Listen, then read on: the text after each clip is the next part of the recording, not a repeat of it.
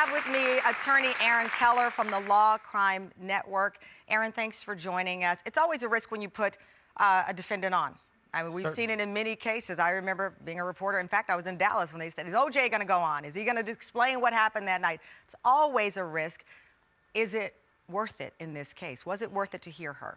Look, she had to get up on the stand and say that what she was doing was, in her mind, legally reasonable, because that's the standard. Reasonable is the big word here. She got up there, she expressed some degree of remorse, but she had to convince the jury that she was in fear in order to legally trigger the defense that she needs, self-defense. So looking at the charges, she says she was in fear. We still don't understand, and so many people have said there was a red mat in front of Botham's apartment. She did not have a red mat, but she goes in and she's afraid for her life. She's in a daze. She believes it's her apartment. She's a trained officer of the law.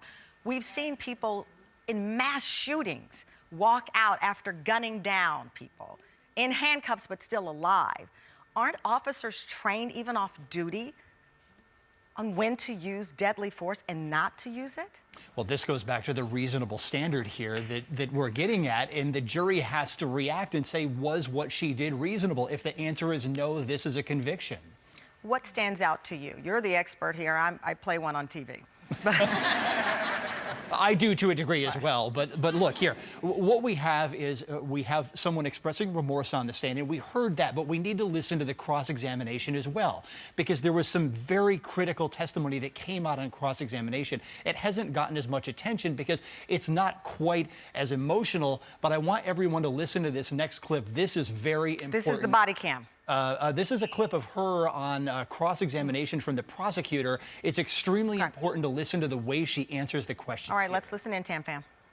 When you shot at Mr. Jean, you knew you were using deadly force against him. Yes. You know what a bullet can do, don't you? Yes, I do. And when you shot at him twice, you intended to kill him. Yes, sir.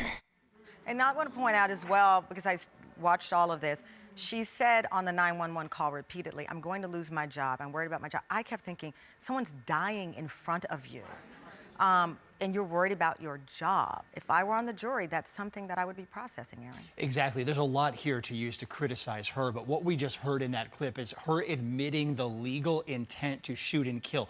When we watch that on the Law and Crime Network, my colleagues and I were absolutely shocked that she admitted the intent, because usually that's a piece of the case that the defense would use to say she didn't intend to kill.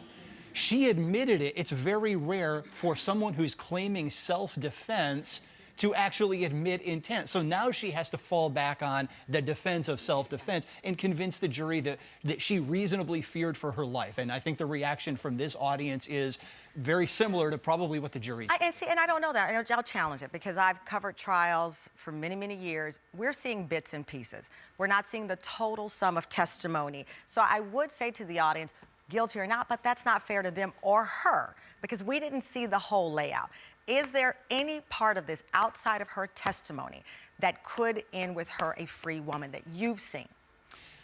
It depends on how the jury weighs it. It's tough for me as well. I've watched a lot more of it than most people, but I'm not sitting in that jury box, and I very rarely try to insert my decision-making for what the jury's thinking. They're there soaking up the emotion. They're sitting next to her. Some people may be empathizing with her. Some people may think that she's not empathetic at all.